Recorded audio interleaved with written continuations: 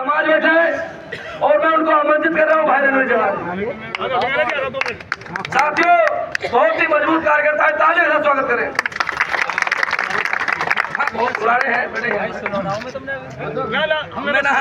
मैं नहा दी सारी सुविधा करवाओ, बच्चे लेकर अपने से कोई दिक्कत नहीं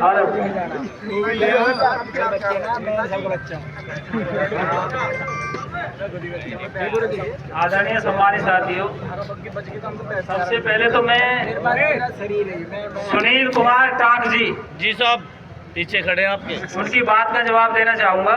जी साहब, अभी हम मीटिंग में से अंदर से निकल के आ रहे थे तो आपने एक बात कही थी कि आप लोगों से सबसे मैंने कहा कि भाई नितिन जी के लिए आपने किसी ने नहीं कहा नौकरी लगाने के लिए, ये बात आपने कही थी अभी मुझसे बोली आपने। एक जवाब दूंगा, फिर वो भी होने चाहिए ना यार। बोलिए नहीं बोलिए आपने, मैं आपके मुंह से सुनना चाहता हूँ। विशाल पहलवान जी, आपके मुंह से सुनना चाहता हूँ। आपने मुझसे कहा, आपसे नहीं बोला, आपके साथियों से बोला मैंने। आपने नहीं कहा ये बात, नहीं कहा ना। रही नितिन छजराना जी की बात, नितिन छजराना जी जब चाहे जब नौकरी पर लग सकता है, लेकिन नितिन छजराना स्वयं नहीं लगना चाहता। तुम्हारे सबके बीच में कह रहा हूँ, ठीक है? ये बात आप बता देना। अब विषय है यहाँ का, तो नितिन छजराना जी को यहाँ बुला लिया। आदरणीय सम्मानित साथियों, जितने भी साथी यहाँ पर आज मौजूद हैं, यमुना प्राधिकरण से, ग्रेटर नोएडा प्राधिकरण से और नोएडा प्राधिकरण से, जिला एक है, चेयरमैन एक है, डीएम एक है, कमिश्नर एक है। और जिस प्रदेश में हम रह रहे हैं वह हिंदुस्तान में सबसे बड़ा प्रदेश है। आदरणीय साथियों, जो आज बात चली है कहीं ना कहीं हमारी कमजोरी है, उस कमजोरी का फायदा पूर्ण तरीका से प्रशासन उठा रहा है और वह कमजोरी है हमारे सब लीडरों की। साथियों, जितने भी हम लीडर हैं, कहीं ना कहीं हमें खोट है, कहीं ना कहीं हमें कमी है, ये जो हमारा समाज हमारे बीच में नहीं आ रहा है। ग्रेटर नोएडा की बात आती है, यहाँ पर महेश चंदेलिया जी हैं, मैं रणवीर जंगारा। हमारे ग्रेटर नोएडा में अगर 50 आदमी भी कार्य कर जाए ना, तो हमारी जनता को अगर 50,000 आदमी काम करता, हमारे पूरे ग्रेटर नोएडा के कर्मचारी प्राधिकरण में दिखते हैं जब हम बुलाते हैं। नहीं तो कोई भी साथी यहाँ ग्रेटर नोएडा का हो, आपके संगठन से सुनील, आपके संगठन से ये खड़ा हुआ आकाश, अगर ऐसा नहीं होता हो तो जवाब दे सकता है। आपके यहाँ पे थोड़ी देर पहले मैं एक बात रखी थी, आदरणीय साथी ने हमारे बीच में कहा था कि आप लोग भग सकते हो लेकिन नोएडा के साथी नहीं भगेंगे।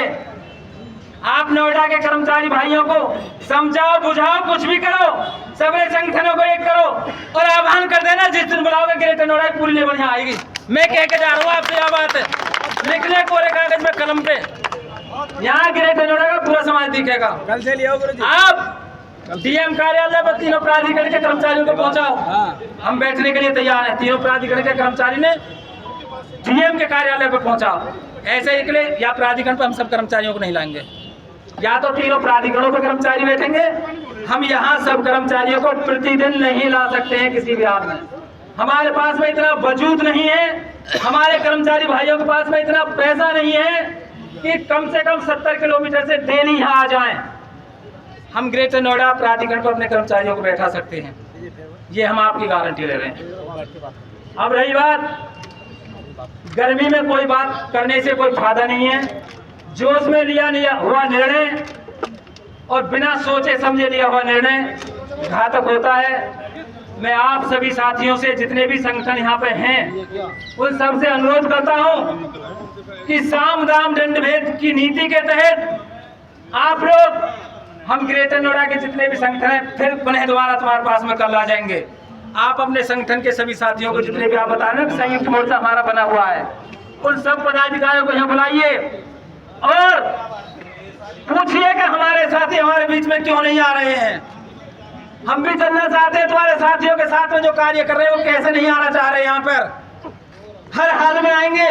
जब आप लोगों ने एक कदम उठा लिया है कि ठेकेदारी प्रथा खत्म करनी है, तो हम भी आबाद की समझ लेते हैं कि हम तुम्हारे साथ हैं और ठेकेदारी प्रथा खत्म करवाओ, लेकिन बीच में धोखा दे के मत भगना। इस बात का ध्यान रखना, हम तुम्हारे साथ हैं। हमारे साथ में ज्यादा भागम नहीं लेना चाहता, मंजिल मिल जाएगी, भटकते ही सही, गुमराह तो वो लोग हैं जो घर से निकलते ही नहीं। धन्यवाद। और एक मिनट